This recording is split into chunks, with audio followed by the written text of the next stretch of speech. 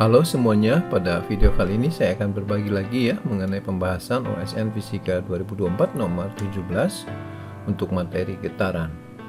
Mudah-mudahan video ini tetap bisa membantu bagi yang mau mengikuti OSN atau sebagai pendalaman materi getaran pada mata pelajaran fisika. Ayo kita langsung mulai saja. Pembahasan OSK Fisika 2024 nomor 17 mengenai getaran. Soalnya sebagai berikut ya, tinjau suatu sistem silinder yang terhubung dengan dua pegas seperti pada gambar ini. Ini silinder, ini pegasnya ya. Silinder tersebut memiliki massa M dan jejaring R, dan kedua pegas dengan dua konstanta yang berbeda. Terhubung dari pusat silinder ke dinding yang tetap, sehingga silinder di tengahnya dapat berosilasi dengan rotasi tanpa slip. Untuk mengetahui konstanta pegas pertama, dilakukan pengukuran dengan cara menggantungkan silinder pada pegas K1 secara bebas, misalkan pada atap suatu ruangan, dan didapatkan bahwa osilasi sederhananya memiliki periode akar 2 second. Jika diketahui bahwa K2 sama dengan 2K1, maka periode dari sistem pada gambar ini adalah berapa second. Baik, kita lihat gambarnya seperti ini ya. Maka saya beri gangguan sedikit silindernya, saya dorong ke kiri ya, dengan jaraknya X misalkan, tapi dia juga berotasi ya, berarti hubungan antara sudut dan perpindahan linearnya adalah theta kali R sama dengan X ya. Nah sekarang kita akan lihat satu silinder ya, yaitu silinder K1 digantungi beban M, silinder ini masih, kemudian ditarik ke bawah sejauh X, kemudian dilepaskan, maka dia akan berosilasi ya.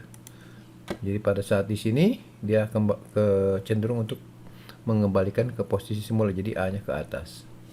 Oke, kita gunakan hukum Newton untuk menghitung periode pegas untuk sistem seperti ini. Sigma F sama dengan M kali A, kemudian kita isi sigma F-nya adalah min K kali X ya. Jadi ini arah gayanya kan ke atas, X-nya positif, jadi berlawanan ya. Sama dengan M kali A. Kemudian kita pindahkan ke salah satu ruas, jadi K1X tambah MA sama dengan 0. Ini adalah persamaan diferensial ya, yang kita tahu bahwa pemecahannya adalah T sama dengan 2pi kali akar M dibagi dengan K1, dan ini bernilai sama dengan akar 2 second. Baik, kita lanjutkan ya. Saya gambar ulang yang tadi. Ini ada sistem yang akan kita analisis ya.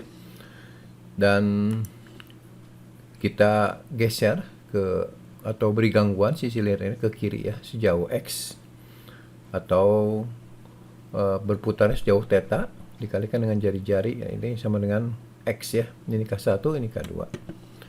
Nah, sekarang kita tahu bahwa tadi nilai T itu yang sama dengan akar 2 adalah nilai dari 2pi dikali akar M per K1. Nah sekarang bagaimana dengan sistem ini ketika dia diberi gangguan, berapa periodenya? Oke, untuk itu saya ambil free body ya, yang ini.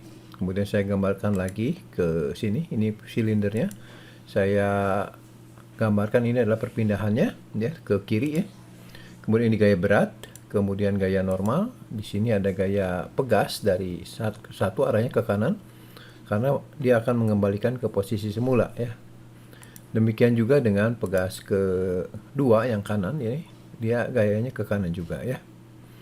Kemudian ada gaya gesek statik ya, yang berfungsi untuk membuat silinder ini berotasi.